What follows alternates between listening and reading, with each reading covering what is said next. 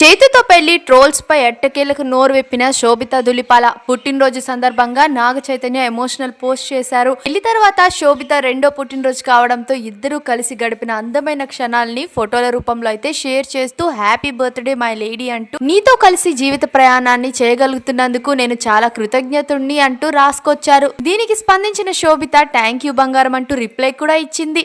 అయితే చైతు షేర్ చేసిన ఫోటోలలో ఒక ఫోటో మాత్రం ప్రత్యేక ఆకర్షణగా మారింది.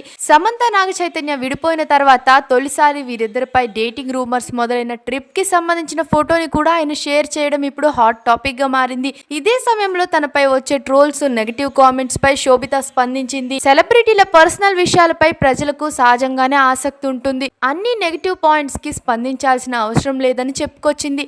అంతేకాకుండా సోషల్ మీడియా ట్రోల్స్ ని వాతావరణ మార్పులతో పోల్చిన శోభిత, వాతావరణం ఎలా అయితే మారుతుందో అలాగే జనాల అభిప్రాయాలు కూడా సోషల్ మీడియాలో ట్రెండ్స్ కూడా మారిపోతూ ఉంటాయి. అందుకే వాటిని నేను సీరియస్ గా తీసుకోను అని చెప్పుకొచ్చింది. ప్రస్తుతం శోభిత చేసిన ఈ కామెంట్స్ సోషల్ మీడియాలో వైరల్ గా మారాయి. రీసెంట్ గా నాగ చైతన్య ఢిల్లీ హైకోర్టుని ఆశ్రయించిన విషయం మనకు తెలిసిందే. సమంతని చీట్ చేసి సినిమా ఆఫర్లు లేకుండా చేసింది నాగ చైతన్యనే అంటూ వస్తున్న వార్తలపై ఆ ఛానల్స్ పైన కేసు ఫైల్ చేశారు.